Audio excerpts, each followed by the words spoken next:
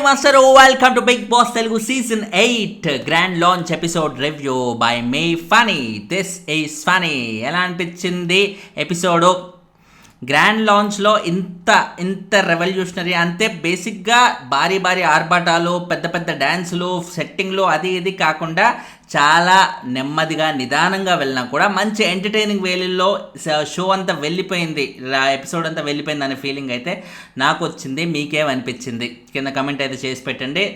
నేను ఇంతవరకు చూసిన దీంట్లో the best grand launch episode అన్నట్టుగా అనిపించింది. మంచి ప్రశాంతంగా వెళ్ళిపోయింది అనమాట. నాకు బేసిక్గా ఏంటంటే చాలా ఆర్భాటాలతో భారీ సెట్టింగులతో అవన్నిటికంటే కూడా ప్రశాంతంగా అలా వెళ్ళిపోయే సినిమాల్లో ఇష్టం. సో ఇవాళ గ్రాండ్ లాంచ్ ఎపిసోడ్ కూడా అలా వెళ్ళిపోయేసరికి నేను పర్సనల్గా అయితే కనెక్ట్ అయ్యాను. మీరు ఎంతమంది కనెక్ట్ అయ్యారు అనేది కింద కమెంట్ అయితే చేసి చెప్పేయండి. అండ్ ఫస్ట్ నేచర్ ఇన్స్పైర్డ్తో అక్కడక్కడ జంతువులతో లేకపోతే మిగతా పక్షులతో కానీ లేకపోతే నేచర్ లవింగ్గా అయితే చాలా సెట్ అయితే అదిరిపోయింది కదా హౌస్ అయితే.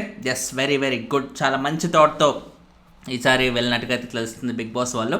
అండ్ తర్వాత చూసుకుంటే ఒక రూమ్ అయితే అస్సలు చూపిలే కదా మరి, ఇన్ఫినిటీ రూమ్ అన్నట్టుగా. ఈ రూమ్ అయితే తర్వాత చూపిస్తామన్నట్టుగా నాగార్జున గారు ఎపిసోడ్ గ్రాండ్ లాంచ్ ఎపిసోడ్లో అన్నీ చూపించే అవకాశం ఉన్నా కూడా ఈసారి అయితే అది చూపించలేదు. ఎందుకంటే చాలా స్పెషల్గా ఉండబోతుంది, చాలా స్పెషల్ పర్పస్ కోసం ఆ రూమ్ వాడబోతున్నట్టుగా.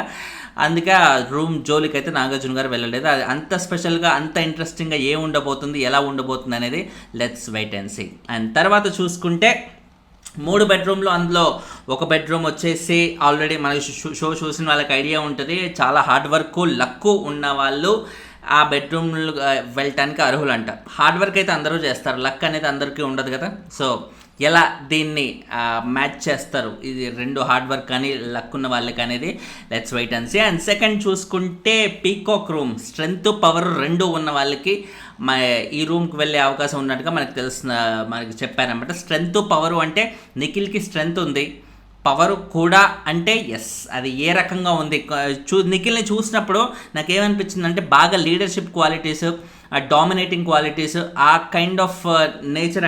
అంటే మనం చూసుకుంటే రేవంత్ లాగా కానీ లేకపోతే అప్పుడెప్పుడో సీజన్ 2లో ఆయన పేరేంటి, ఆ హీరో పేరు నచ్చావులే హీరో పేరు, ఆ కైండ్ ఆఫ్ యాటిట్యూడ్ అంటే ఒక లీడర్షిప్ క్వాలిటీస్ కానీ ఒక దూకుడు యాటిట్యూడ్ కానీ అలాంటి యాటిట్యూడ్ అయితే అనిపించింది షో చూసినప్పుడు.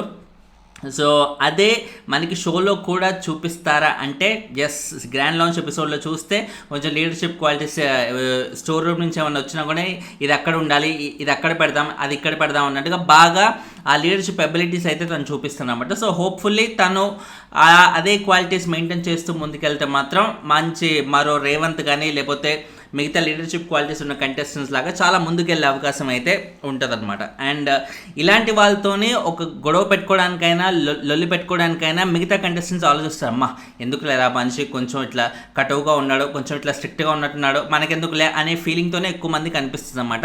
సో అదే ఒక ఫ్లో నిఖిల్ విషయంలో కూడా కంటిన్యూ అయ్యే అవకాశం ఉన్నట్టుగా నాకు అనిపించింది. మీకు అనిపించిందా? కింద కమెంట్ చేసి చెప్పండి, నిఖిల్ ఫ్యాన్స్తో పాటు మిగిలిన వాళ్ళు కూడా.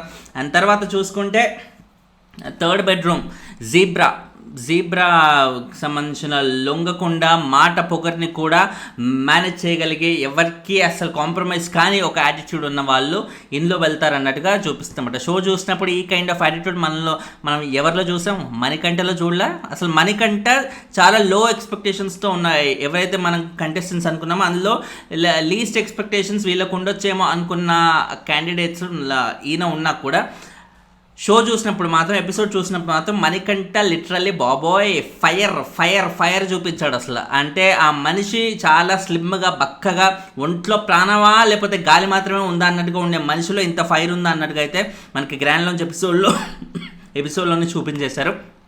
వెరీ అంటే ఈ కైండ్ ఆఫ్ యాటిట్యూడ్ బిగ్ బాస్లో చాలా ముందుకు తీసుకెళ్లే అవకాశం, ఎందుకంటే ఎక్కువ కంటెంట్ ఇలాంటి వాళ్ళకే దక్కే అవకాశం అయితే ఉంది. ఎందుకంటే బిగ్ బాస్ షోవే ఇలాంటి కంటెంట్ ఎక్కువ ఎంకరేజ్ చేసి తద్వారా వాళ్ళ టీఆర్పీలు పెంచుకునే స్టైల్ని అయితే మెయింటైన్ చేస్తూ ఉన్నారన్నమాట. అందుకే ఇప్పుడు ప్రోమో కూడా చూసుకోండి, రేపటి ప్రోమో నాగమణి కంటే ఆల్రెడీ ఆయన కంటెంటే వచ్చేసింది.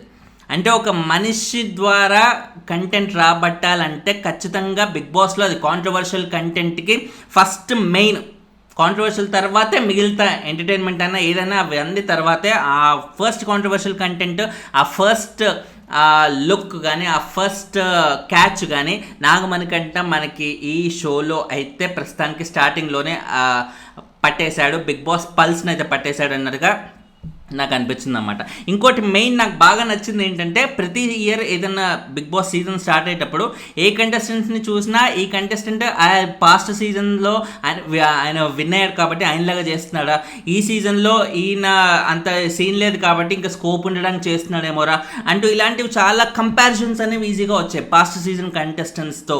బట్ ఈసారి ఏంటంటే అలాంటి కంపారిజన్స్ ఒక్క కంటెస్టెంట్తో కూడా లేని విధంగా అయితే ఈసారి కంటెస్టెంట్స్ ఉన్నారు. అది ఒక మంచి అప్రిషియబుల్ థింగ్ అని చెప్పాలి. ఈ సీజన్లో ఎంట్రీ పేర్స్గా ఇవ్వడం అనేది చాలా ఇంట్రెస్టింగ్గా అనిపించింది. అంటే ఒక కంటెస్టెంట్ తర్వాత అబ్బాయి ఇంకా ఎంతమంది ఉన్నారా, 14 మందా 13 మందా అన్నట్టుగా మనం వెయిట్ చేసే అవసరం లేకుండా చాలా తొందరగా అయిపోయింది ఎపిసోడ్ అనిపించినా కూడా చాలా ఇంట్రెస్టింగ్గా అనిపించింది. అలా తొందరతో పాటు ఇంట్రెస్టింగ్గా కూడా మేనేజ్ చేయగలిగిన ఒక గ్రాండ్ లాంచ్ ఎపిసోడ్.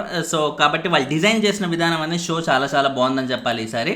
అండ్ అందులో యష్మి గౌడ ఆ అమ్మాయికి బ్రేకప్ అయినా కూడా అందులో నాదే తప్పు, అవతల వాళ్ళు ఏం లేదు, నేనే అలా కావాలని చేసుకున్నాను, బేసిక్గా నాకున్న మూడ్ స్వింగ్స్కి అన్నట్టుగా తన తప్పు తనే ఒప్పుకోవడం అనేది ఇట్స్ ఎ గుడ్ థింగ్. అది కెమెరా కోసం మాత్రమే చేసిందా లేదా రియల్ లైఫ్లో కూడా తన యాటిట్యూడ్ అంతేనా అనేది రానున్న రోజుల్లో మనకు తెలుస్తుంది. ఎందుకంటే కెమెరా కోసం బిగ్ బాస్ లాంటి షోలో ఇలాంటి ఒక స్టేట్మెంట్ ఖచ్చితంగా ఇవ్వాలి. అంటే అబ్బా, ఎందుకంటే చూసే వాళ్ళు అందరూ అనుకుంటారు కదా, బ్రేకప్ అయినా కూడా అబ్బాయి మీద బ్లేమ్ చేయకుండా తనదే తప్పు అన్నట్టుగా చెప్పుకుంటుంది, ఎంత మంచి అమ్మాయిరా అనే ఫీలింగ్ అందరికీ రావాలనే ఉద్దేశంతో అలాంటి కొన్ని స్టంట్స్ అనేవి వేస్తూ ఉంటారన్నమాట. So let's wait and see అది స్టంటేనా ఫ్యాక్టా అనేది రానున్న రోజుల్లో. అండ్ తర్వాత చూస్తే నిఖిల్ మనం ఆల్రెడీ చెప్పుకున్నాం, he's going to be leadership qualities ఫుల్గా ఉన్న ఒక క్యాండిడేట్ లాగా అనిపిస్తున్నారు. తర్వాత అబ్బాయి నవీన్ ఇప్పుడు నిఖిల్కి కానీ యష్మి గౌడకి కానీ డ్యాన్సులు వస్తే అభయ్ నవీన్కి మాత్రం ఫస్ట్ సీజన్లో మనం చూసిన ఫస్ట్ ఏవి తనదే. ఏవి ద్వారా ఏంటంటే జనాలకి మనం పరిచయం అవ్వడానికి లేకపోతే మన లోతులు తెలుసుకోవడానికి, వాళ్ళు కనెక్ట్ అవ్వడానికి ఎక్కువ అవకాశం ఉంటుంది.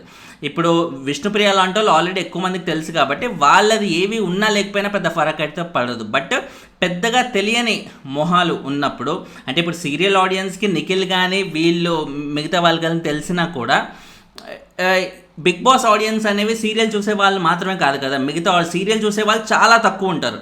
సీరియల్ కంటెస్టెంట్స్ ఉన్నా కూడా మిగతా ఇప్పుడు మనలాంటి ఏజ్ గ్రూప్స్లో సీరియల్ చూడడం వల్ల ఎంతోమంది బిగ్ బాస్ చూస్తాం కదా. సో బిగ్ బాస్ చూస్తామంటే ఆడియన్స్కి కనెక్ట్ అవ్వాలంటే ఏవి లాంటివి ఏదైనా ప్లాన్ చేస్తేనే ఎక్కువ కనెక్ట్ అయ్యే అవకాశం ఉంది. సో ఆ ప్రకారంగా అభయ్ నవీన్ ఏవి అనేది ఫస్ట్ ఏవి వచ్చి మంచి కనెక్ట్ అయిన ఫీలింగ్ అయితే ఇచ్చిందన్నమాట. ఏది వాళ్ళ డాడ్ చనిపోయే ముందే తను డైరెక్ట్ చేసిన ఒక సినిమా ఆయనకు చూపించడం, ఆయనకు బాగా నచ్చడం, అఫ్కోర్స్ ఆ సినిమా రిజల్ట్ ఎలా ఉన్నా కూడా మొత్తానికైతే వాళ్ళ డాడీ అది చూసి సాటిస్ఫై అయిపోయారు అనే ఆ సాటిస్ఫాక్షన్ అనేది ఆయన ఎగ్జిబిట్ చేయడం అనేది ఇలాంటివి కొన్ని ఆడియన్స్కి బాగా మనసులోకి గుచ్చుకునే అవకాశం అయితే ఉందన్నమాట. సో ప్రస్తుతానికి అభయ్ నవీన్ మీద సినిమాలో చూసినంత వరకు తను జస్ట్ ఒక సాధారణ కమెడియన్ అని అనిపించినా కూడా ఏవి ద్వారా ఓకే ఈయనకింత సాడ్ పాస్ట్ ఉందా, ఈయనకింత ఎమోషనల్ పాస్ట్ అనేది ఉందా అంటూ ఆడియన్స్ చూసి వాళ్ళకి కనెక్ట్ అయ్యే అవకాశం అయితే ఉంది. సో ఏవీస్ ద్వారా ఉండే అడ్వాంటేజ్ అదే. అండ్ తర్వాత చూస్తే ప్రేరణ కంబం, ఈవిడ ఎక్స్ప్రెషన్స్ ఎలా ఉన్నాయి అసలు లిటరల్గా నాగార్జున గారు ఆవిడ స్టేజ్ మీద అక్కడ అలా నిల్చున్నప్పుడు నాగార్జున గారు వెనక నుంచి వస్తుంటే ఇలా చూస్తుంది. అంటే ఆవిడ ప్రతిసారి ఎక్స్ప్రెషన్స్ ఎలా ఉన్నాయంటే మేబీ ఆవిడ మరీ అంత సీరియస్గా వచ్చి ఇలా కొడుతుందో తిడుతుందో అన్నట్టుగా లేకున్నా కూడా ఆవిడ ఎక్స్ప్రెషన్సే అలా ఉన్నాయన్నమాట. ఆవిడ ఇంటెన్షన్ కొట్టే ఉద్దేశం కాకున్నా కూడా, తిట్టే ఉద్దేశం కాకున్నా కూడా ఆ ఎక్స్ప్రెషన్స్ అయితే చాలా ఇదిగా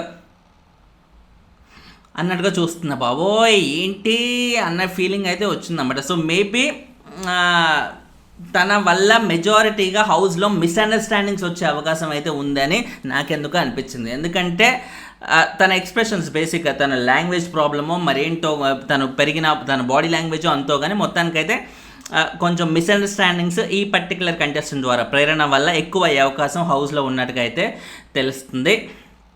అండ్ రష్మికకి మంచి ఫ్రెండ్ అంట, హీరోయిన్ ఫ్రెండ్ అంటే రష్మిక మధ్యలో వస్తే ఆ కిక్ అయితే ఉంటుంది కానీ మేబీ పుష్ప 2 ప్రమోషన్స్కి ఏమైనా వచ్చే ఛాన్స్ ఉందంటారా? Let's wait and see. And తర్వాత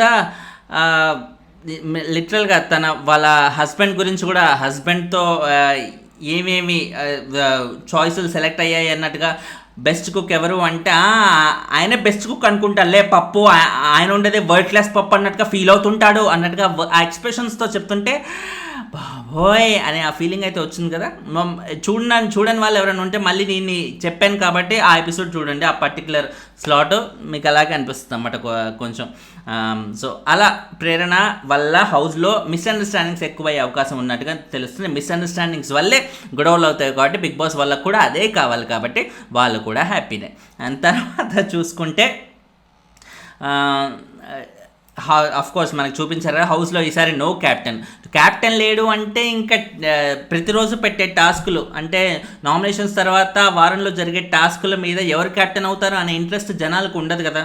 జనాలకు ఉండదు అనుకున్నప్పుడు ఇంకా దాని ఇంట్రెస్ట్ అనేది ఎలా గెయిన్ చేస్తారు అంటే నా దృష్టిలో మేబీ అది కూడా క్యాప్టెన్ ఉండడు, నువ్వు సంపాదించుకోవాలి, రేషన్ ఉండదు కానీ నువ్వు సంపాదించుకోవాలి అని ఎలాగైతే అన్నారో అలాంటి హోదాని క్యాప్టెన్ విషయంలో కూడా నువ్వు సంపాదించుకోవాలి, నువ్వు కింద మీద పడి చాలా ట్రై చేసి సంపాదించుకోవాలి, ఇలా ఏదైనా సరే ఈ సీజన్లో సంపాదించుకోవాలి. ఆఖరికి ప్రైజ్ మనీ కూడా 50 lakhs అని ముందే చెప్పకుండా 0 వేసి ఈ హౌస్లో మీరు వచ్చిన దగ్గర నుంచి మీరు చేసే దానివల్ల బిగ్ బాస్ ఎప్పటికప్పుడు ఇచ్చే టాస్కుల వల్ల కానీ అక్కడ మీరు పాయింట్స్ గెయిన్ చేస్తూ తద్వారా ప్రైజ్ మనీని మీరు ఎక్కడికైనా తీసుకెళ్ళొచ్చు, 50 కాదు ఇంకా ఎక్కువైనా తీసుకెళ్ళొచ్చు అన్నట్టుగా అయితే అలా చెప్తాను. బట్ ఆబ్వియస్లీ 50 అయితే దాటనివ్వరు, అది ఓపెన్ ఫ్యాక్ట్, అందరికీ తెలిసిన ఫ్యాక్ట్.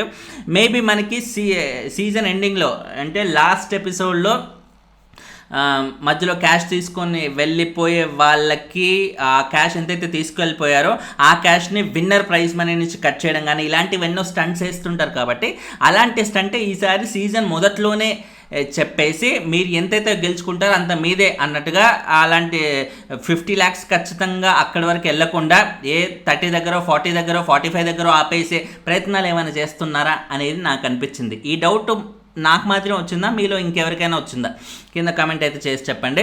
అండ్ తర్వాత చూసుకుంటే ఆదిత్య ఓం ఏవి అనేది అదిరిపోయింది. చాలా రోజుల తర్వాత ఆయన చూడటం హ్యాపీ అనిపించింది కదా, ఎందుకంటే మనం 90s కిడ్స్ ముఖ్యంగా ఇలా ఈ హీరోస్ అందరూ చాలా ఇష్టమైన వాళ్ళు, ఎక్కువ మంది వీళ్ళ సినిమాలు చూసిన వాళ్ళే అవుతారు కాబట్టి నేను 90s కిడ్డే కాబట్టి ఆ ఎమోషనల్ బ్యాక్ డ్రాప్ అయితే ఖచ్చితంగా వచ్చేస్తుంది ఆదిత్య ఓంని చూసినప్పుడు.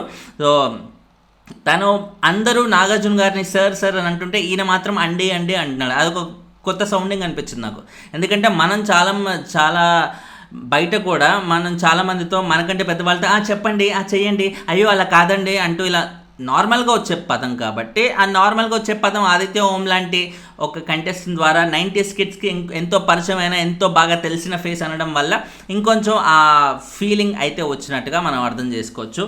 అండ్ నాకు వచ్చింది, మీకు వచ్చిందా కమెంట్ చేసి చెప్పండి. తర్వాత సోనియా దాను ఏంటి, సోనియా డెఫినెట్లీ ఆర్జీవి దగ్గర నుంచి వచ్చిన ఒక హీరోయిన్. ప్రతిసారి ఆర్జీవి దగ్గర నుంచి చాలా హాట్ అమ్మాయిలు లేకపోతే ఎక్కువ గ్లామర్ డాల్సే వచ్చారు. బట్ సోనియా గ్లామర్ డాల్ కంటే కూడా ఒక పర్ఫార్మెన్స్ ఓరియంటెడ్గా తను బాగా ప్రూవ్ చేసుకుంది. ఎందుకంటే తను చేసిన సినిమాలన్నీ ఆర్జీవి గారి డైరెక్షన్లో కూడా దిశ కానీ కరోనా వైరస్ కానీ ఇలాంటి సీరియస్ సబ్జెక్ట్సే, చాలా థాట్ ప్రొవోకింగ్ సబ్జెక్ట్స్ అనమాట. సో ఇంతకుముందు ఉన్న ఆర్జీవి కైండ్ ఆఫ్ గర్ల్స్ లాగా అంటే మనకి హరియానా కానీ లేకపోతే అంతకుముందు 6 సీజన్లో ఇనియా కానీ ఇలాంటి వాళ్ళకు కాకుండా సోనియా ఇంకొంచెం different kind of RGV girl లాగా ఉండబోతుందా అంటే ఎస్, తనకి కరాటే కూడా వచ్చంట. కొంచెం మాస్ కంటెంట్ ఏమన్నా టాస్క్లో ఏమైనా తేడా చేస్తే కుమ్మేయకుండా అట్లీస్ట్ కుమ్మేసేలా అలా చూసినా కూడా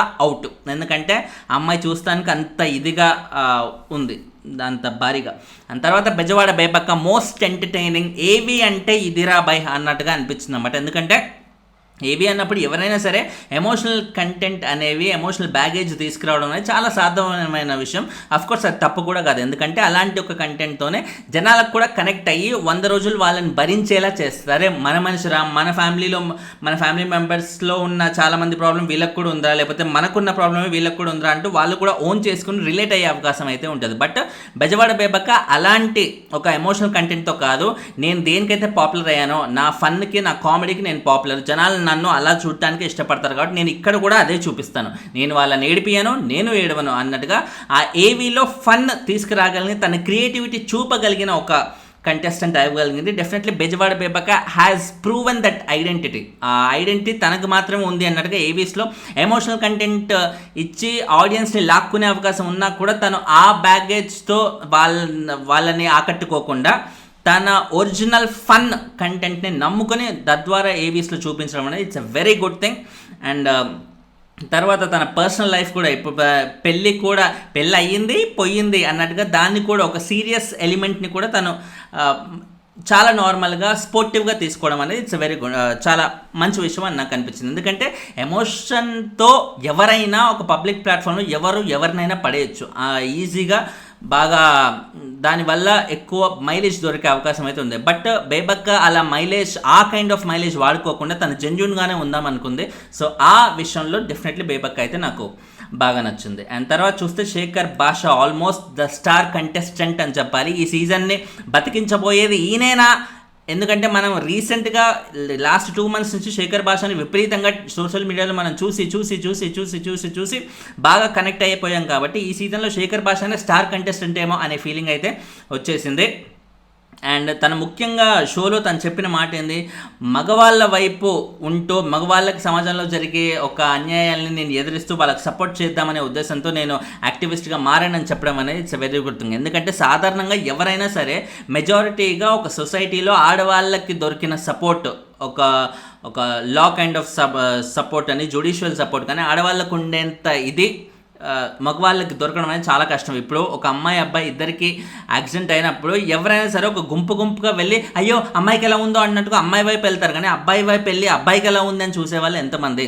ఆల్మోస్ట్ 0 అని చెప్పాలి. సో అలాంటి వాళ్ళ వైపు శేఖర్ భాష వెళ్ళగలగడం అనేది ఇట్స్ ఎ గుడ్ థింగ్. ఒక కొత్త థాట్తో, అంటే ఎక్కువ మంది కన్సిడర్ చేయని అబ్బాయిల్ని ఆయన కన్సిడర్ చేయాలనుకోవడం, ఆయన తను ప్రూవ్ చేసుకున్నాడు కూడా. ఒక ఫ్రెండ్ కోసం అరే నీ కోసం నేను ప్రాణాలు ఇస్తాను అని ఫ్రెండ్ లిటరల్గా చెప్పడం వేరే, అది చూపించడం వేరే. శేఖర్ భాష అది చూపించాడు రాజ్ తరుణ్ విషయంలో. ఫ్రెండ్ కోసం తను ఫిజికల్గా దెబ్బలు తిన్నాడు, లా పరంగా చాలా ఫేస్ చేశాడు. ఎంత న్యూస్ ఛానల్స్లో కానీ సోషల్ మీడియాలో కానీ ఎంత ఏ రేంజ్లో వైరల్ అయ్యాడు తను. ఫ్రెండ్ కోసం ఆ రేంజ్లో ఉండగలగడం అనేది నిజంగా శేఖర్ భాషకి హ్యాట్స్ ఆఫ్ అని చెప్పాలి. అండ్ తను ఇవాళ షోలో మాట్లాడిన మాటలు నాగార్జున గారితో స్టేజ్ మీద అనేది కూడా చాలా ఇన్స్పిరేషన్ అనే చెప్పాలి. అండ్ తర్వాత చూసుకుంటే ఎవరు, కిరాక్ సీత, తనకి బేబీ వల్ల చాలా నెగిటివిటీ వచ్చిందంటే ఏదైతే ప్లే చేశారో మూవీ క్యారెక్టర్ అనేది తన మూవీలో ప్లే చేసిన క్యారెక్టర్ మాత్రమే, రియల్ లైఫ్లో తన క్యారెక్టర్ కాదు కదా. సో దాన్ని పర్సనల్గా జనాలు తీసుకొని తనని తిట్టడం, ఫ్యామిలీని అబ్యూస్ చేయడం అనేది ఖచ్చితంగా రాంగ్ థింగ్. కానీ ఏంటంటే అది ఒక రకంగా చూసుకుంటే తను హ్యాపీ ఫీల్ అవ్వాల్సిన విషయమే. ఎందుకంటే తను ఆ రోల్ని అంత బాగా ప్లే చేసింది కాబట్టి, అంటే తన ఒరిజినాలిటీని కూడా పక్కన పెట్టి తను ప్లే చేసింది కాబట్టి జనాలు కూడా తనని కిరాక్ సీత లాగా చూడకుండా ఆ క్యారెక్టర్ లాగే చూడగలగడం అనేది ఇట్స్ ఎ గుడ్ థింగ్. కానీ పర్సనల్ లెవెల్లో ఫ్యామిలీని అబ్యూస్ చేయడం, తనని నిద్ర లేకుండా చేయడం అనేది ఖచ్చితంగా రాంగ్. సో అది కాకుండా క్యారెక్టర్ని ఓన్ చేసుకోవడం, ఆ ఐడెంటిటీ ద్వారా ముందుకెళ్ళగలిగితే డెఫినెట్లీ అందరూ హ్యాపీనే కదా కిరాక్ సీత. అండ్ తర్వాత తను చూస్తే కూడా చాలా స్ట్రాంగ్ అనిపించింది. చాలా స్ట్రాంగ్ అని, కేరింగ్, కాన్ఫిడెంట్, రెస్పాన్సిబుల్ అన్నట్టుగా 4 ఆప్షన్స్ అయితే చూస్ చేసుకున్నాను. 4 ఏది ఎక్కువ తన హౌస్లో చూపెట్టగలుగుతుంది అనేది లెట్స్ వెయిట్. నాకెందుకో స్ట్రాంగ్ అనే ఒక ఇదే హౌస్లో చూపెట్టగలుగుతుంది. స్ట్రాంగ్గా, స్ట్రిక్ట్గా నువ్వేంటి నాకు చెప్పేది అన్నట్టుగా ఆ కైండ్ ఆఫ్ యాటిట్యూడ్ చూపెట్టగలుగుతుంది అని ఐ పర్సనలీ ఫెల్ట్ అనమాట. అండ్ తర్వాత Nagamanikanta the star, immediate first లుక్లోనే అందరి ఒక హెడ్ టర్న్ మూమెంట్ అంటారు కదా, ఒక కంటెస్టెంట్ విషయంలో ఇమ్మీడియట్గా అరే ఎవరైనా అనే ఫీలింగ్ ఇచ్చిన కంటెస్టెంట్ నాగమణికంట. సో ఖచ్చితంగా అందరూ హౌస్లో ఆయన్నే చూస్ చేసుకొని బయటికి పంపించాలనుకోవడం అనేది, నలుగురు అంతమంది 14 మెంబర్స్లో ఒక ఆయన నిన్న తీసేస్తే 13 మెంబర్స్లో మిగతా అందరూ మెజారిటీగా 4 ఈయననే చూస్ చేసుకోవడం అనేది ఖచ్చితంగా ఆయనకి బాధ కలిగించే విషయం. ఎందుకంటే అప్పటికి ఆయన చేసిన తప్పు లేదు, ఏ టాస్క్ ఆడింది లేదు, ఏది లేదు. ఆయనకైనా ఆయన హౌస్లో ఉండడానికి ఇనెలిజిబుల్ అనడం అనేది రాంగ్ విషయమే. బట్ వాళ్ళు ఒక ఆప్షన్ ఇచ్చారు బిగ్ బాస్ వాళ్ళు, కాబట్టి వేరే ఛాన్స్ లేకుండా వాళ్ళు చూస్ చేసుకోవాల్సి వచ్చింది. నాగమణికంటనే ఎందుకు అంతమంది చూస్ చేసుకున్నారు అంటే అబ్బాయి చూడడానికి చాలా పల్స్గా ఉన్నాడు. ఒక దెబ్బేసినా అంటే వర్బల్గా దెబ్బేసినా కూడా మనం పంపించినా కూడా పెద్దగా రిస్క్ అయితే ఉండదు. ఇక ఇప్పుడు ఏదన్నా ఎదురు తిరగడు, ఆయనకంత సీన్ లేదు అనే ఫీలింగే అందరికీ అనిపించుంటుంది. కాబట్టి ఆ పరంగానే నాగమణి కంటని నలుగురు చూస్ చేసుకొని బయటకు పంపించాలనుకున్నట్టుగా మనకు తెలుస్తుంది.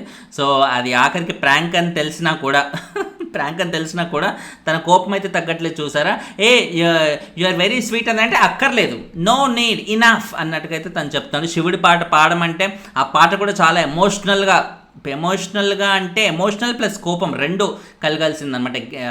అసలు కనబడితే కొట్టేస్తాడేమో అనే ఫీలింగ్తో అయితే పాడాడు.